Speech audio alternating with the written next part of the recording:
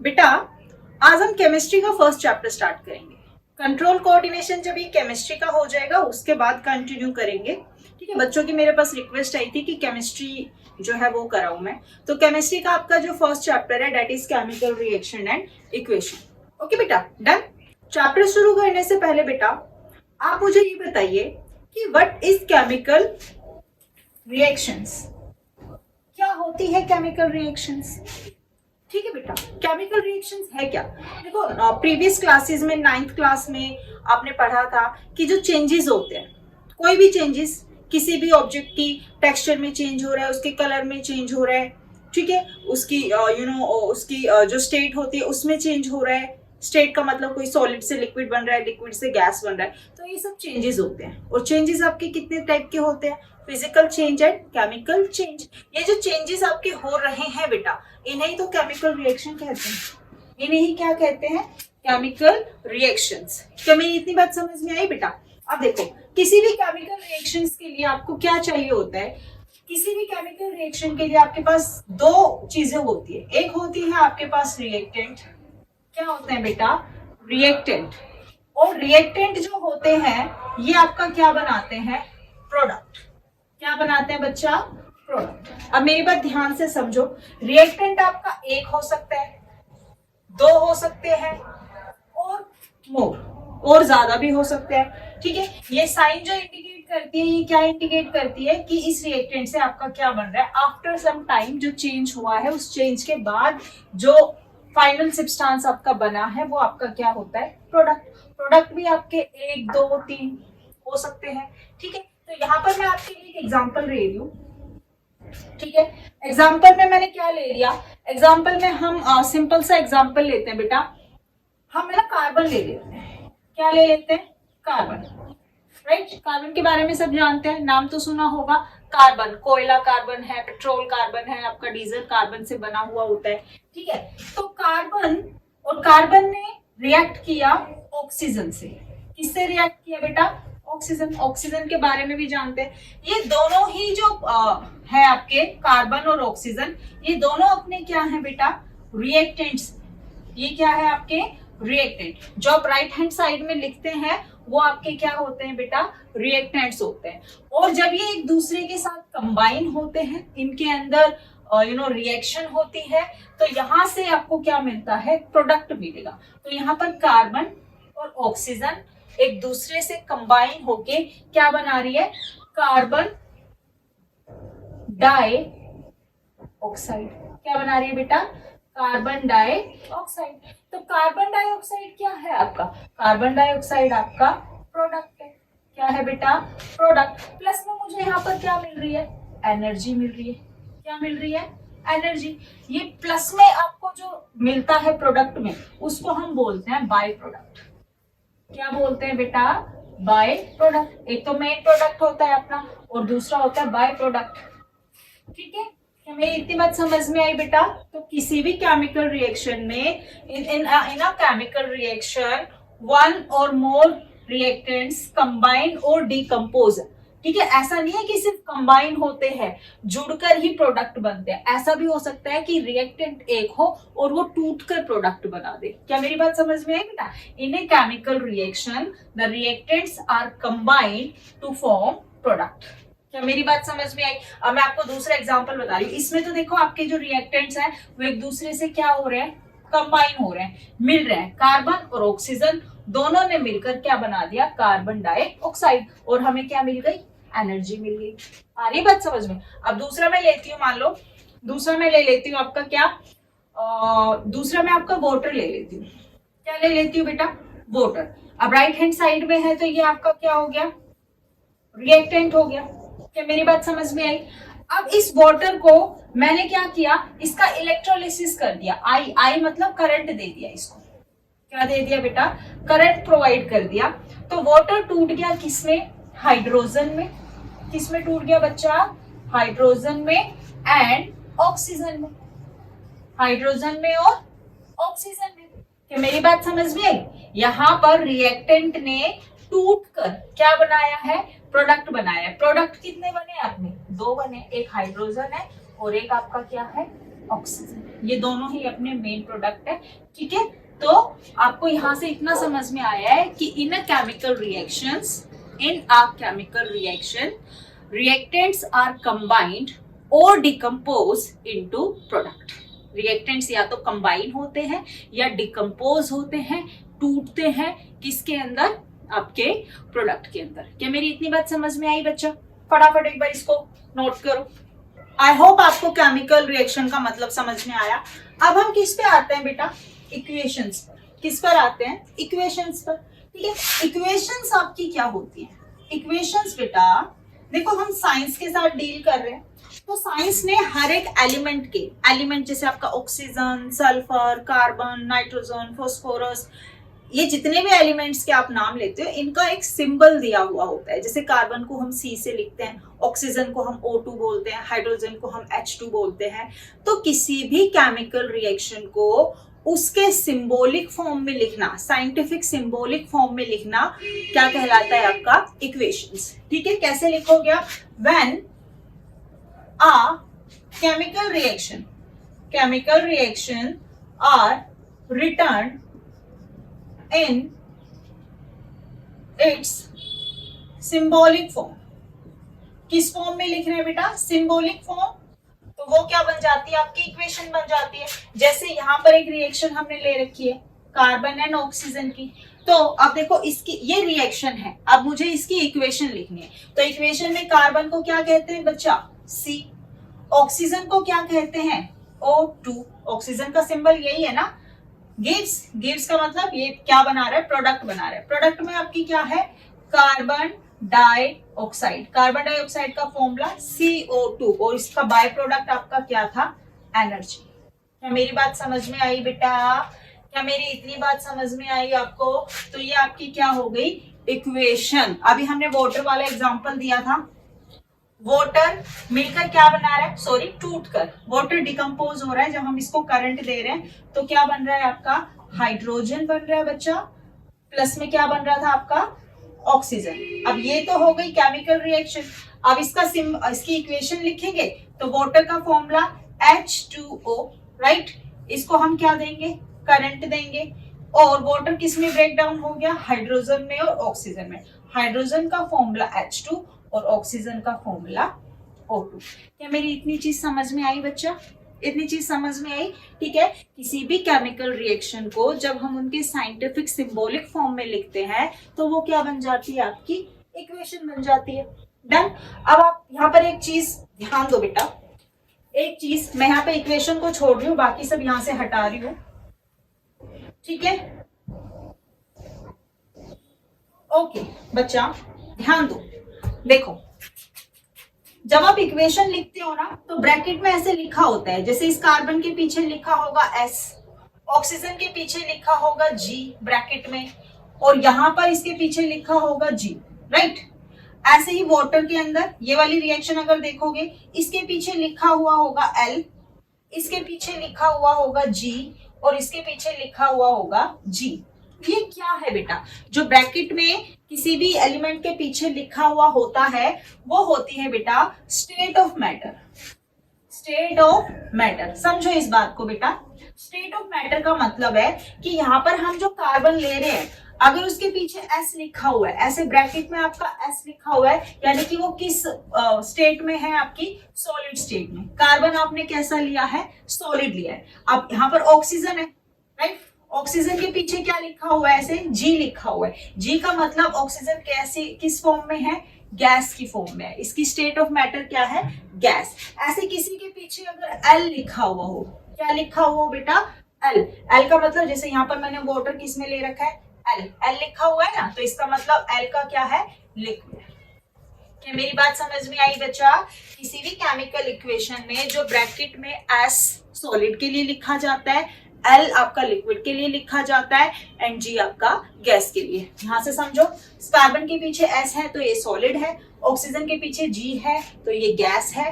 Product में carbon dioxide के पीछे G है, यानी कि कार्बन डाइऑक्साइड क्या है? आपकी एक गैस है। सेम इधर H2O के पीछे क्या है आपका L, L यानी कि लिक्विड, वाटर क्या है लिक्विड है।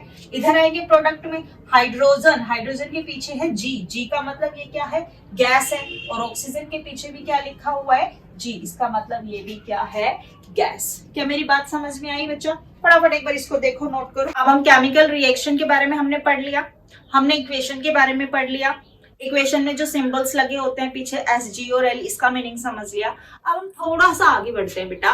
केमिकल जो रिएक्शन होती है, ठीक है, केमिकल जो रिएक्शन होती है आपकी, वो आपकी बेटा 2 टाइप्स की होती है। कितने टाइप की होती है बच्चों? 2 टाइप्स की, ठीक है। कौन कौन सी केमिकल रिएक्शन? एक होती है आपकी अनबैलेंस्ड केमिकल रिएक्शन, और दूसरी होती है बेटा बैलेंस्ड केमिकल रिएक्शन। डन बच्चा? ठीक है। अब देखो अनबैलेंस्ड केमिकल रिएक्शन में क्या होते हैं? अनबैलेंस्ड केमिकल रिएक्शन में number of reactants are not equal to number of product. ठीक है, रिएक्टेंट और प्रोडक्ट जो होते हैं वो बराबर नहीं होते। फॉर एग्जांपल यहां पर मैंने क्या ले लिया, ये आपकी H2O वाली ही रिएक्शन ले ली। H2O, इसको जब हम क्या देते हैं करंट देते हैं, ये किस में टूटता है H2 में प्लस में O2 में। ध्यान से समझना बच्चा। अब देखो ध्यान से, यहाँ पर हाइड्रोजन कितने हैं? H के सामने 2 लगा हुआ है, तो इसका मतलब हाइड्रोजन कितने हैं यहाँ पर? 2, राइट। और ऑक्सीजन कितना है? 1। ऑक्सीजन कितना है अपना? 1। ये क्या हो गया आपका रिएक्टेंट। लेकिन अब इधर प्रोडक्ट में हम आएंगे तो हाइड्रोजन तो हमारे पास कितने हैं? 2, राइट। ऑक्सीजन भी कितने हैं? 2।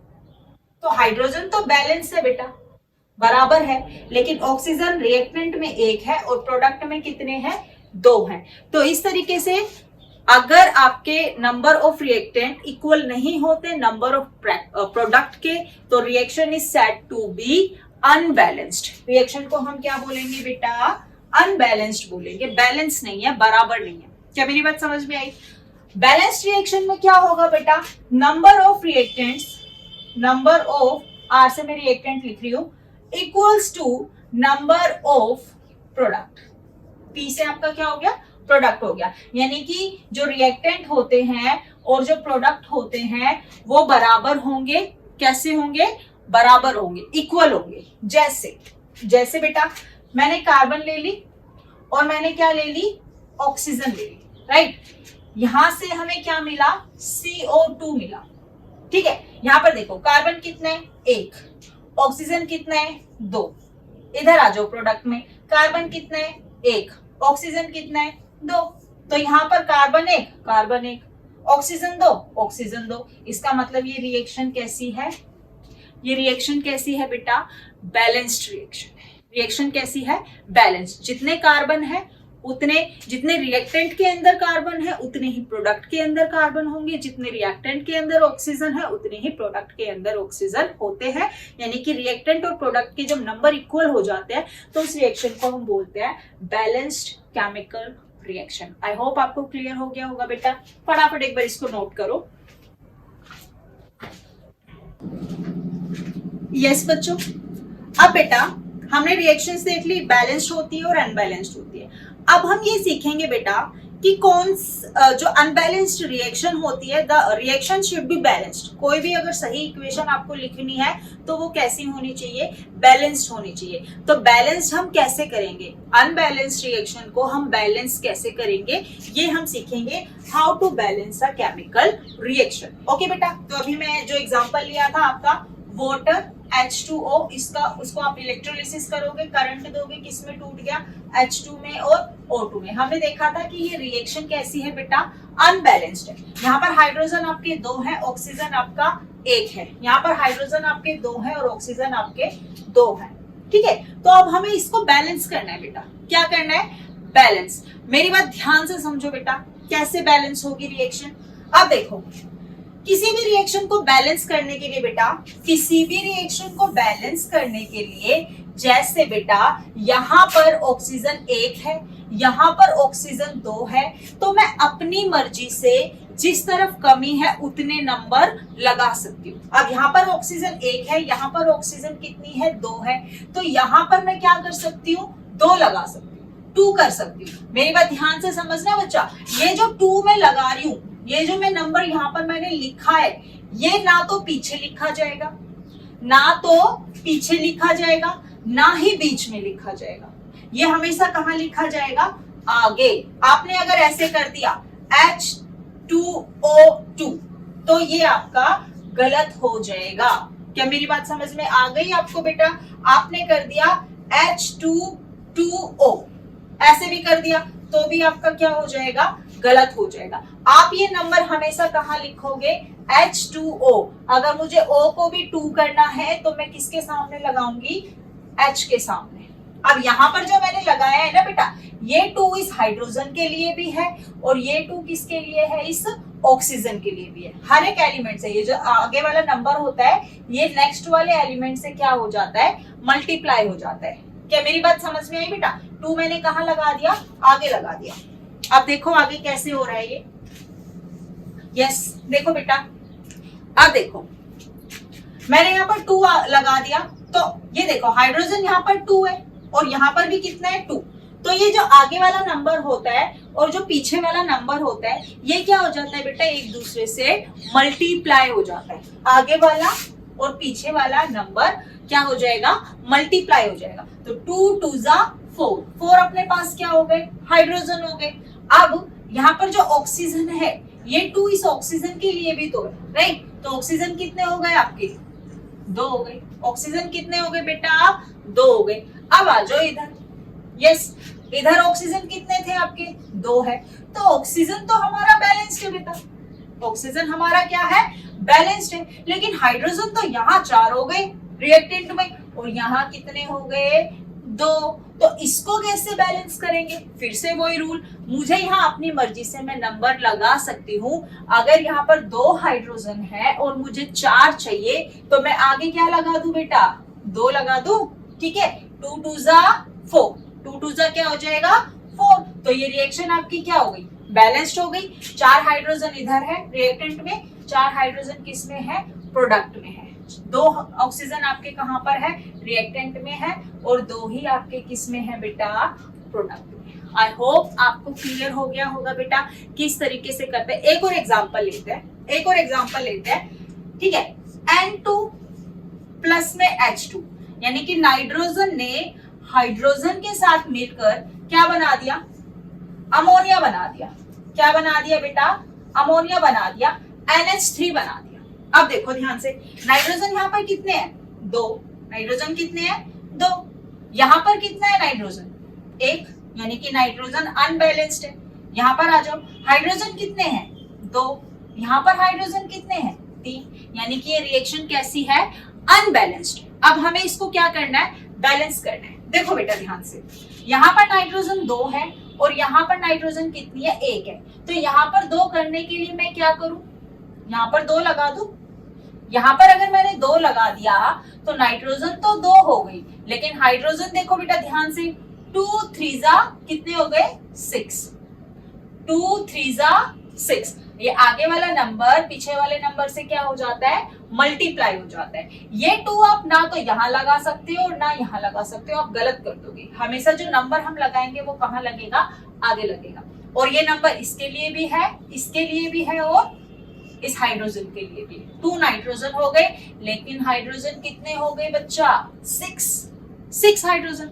इस तरफ आ जाओ प्रोडक्ट, सॉरी रिएक्टेंट में, ये तो हम प्रोडक्ट की बात कर रहे थे। अब रिएक्टेंट में बेटा नाइट्रोजन तो 2 है, बैलेंस है, नाइट्रोजन तो 2 इस तरफ है, 2 इस तरफ है, बैलेंस है। लेकिन हाइड्रोजन यहाँ पर कितनी है, 2, और यहाँ प्रोडक्ट में कितनी है, 6। तो यहाँ पर क्या करूंगी मैं, इसको 6 करने के लिए, इसको भी 6 करने के लिए कहाँ नंबर लगाऊंगी, आगे। कहाँ लगाऊंगी बेटा, आगे। कितने नंबर लगाऊं, H2 तो है, इसको मैं 6 करूंगी तो यहाँ पर कितना लगाऊं, 3, 3 2 जा 6, नाइट्रोजन 2, नाइट्रोजन 2, रिएक्टेंट में हाइड्रोजन 6 और यहाँ पर भी हाइड्रोजन कितना है, 6। तो इस तरीके से आपकी रिएक्शन क्या होती है बेटा, बैलेंस होती है। क्या मेरी बात समझ में आ गई? ठीक है, आप अपनी प्रैक्टिस में बेटा, आपकी एक्सरसाइज में आपने 9th क्लास में फॉर्मूला तो बनाना सीख लिया होगा। आई होप बच्चा आपको फॉर्मूला बनाना आता है, जैसे सोडियम सल्फेट लिखना है या मुझे पोटेशियम क्लोराइड लिखना है या मुझे बेरियम सल्फेट लिखना है, ये 9th क्लास में सीखा था। अगर नहीं सीखा तो प्लीज ये 9th क्लास का आपका बेसिक है, आप मुझे कमेंट में डालें, मैं आपको फॉर्मूला बनाना एक क्लास में सिखा दूंगी। ठीक है, आता है तो हम आगे चलेंगे, नहीं आता तो हम पीछे उस 9th वाला टॉपिक जो है दोबारा लिखेंगे कि कैसे लिखा जाता है फॉर्मूला। तो आप ये बैलेंस वाली जो रिएक्शंस है इनको प्रैक्टिस करोगे, आपकी एनसीईआरटी एक्सरसाइज में दे रखी है, ये बहुत सारे क्वेश्चंस है, और फॉर्मूला लिखना भी सीखोगे। सीख रखा है, आता है तो एक बार रिवाइज कर लो 9th से, नहीं आ रहा है तो कमेंट में मुझे बताओ कि मैम हमें फॉर्मूला लिखना नहीं आ रहा है, तो मैं आपको नेक्स्ट क्लास में, एक दिन की क्लास से फॉर्मूला सीखने में हम लगा देंगे। ठीक है बेटा, तो आई होप आपको ये क्लियर हो गया होगा। तो कल हम आगे बढ़ेंगे इस चैप्टर में, टाइप्स ऑफ रिएक्शन करेंगे, वेरी वेरी इंपॉर्टेंट। तो ये आज का बेसिक था, आप प्रैक्टिस करके आओगे। जो मैंने बताया है फॉर्मूला के बारे में, मुझे नहीं आता तो कमेंट में छोड़ देना बेटा। अगर फॉर्मूला ही लिखना नहीं आएगा तो केमिकल रिएक्शन कैसे लिखेंगे, वो बेसिक है हमारा। नहीं आता तो कमेंट में मेरे को बता देना, मैं एक दिन की क्लास सिर्फ आपको फॉर्मूला सिखाने के लिए रखूंगी। डन बेटा, तो आई होप आपको क्लियर हो गया होगा। Thank you.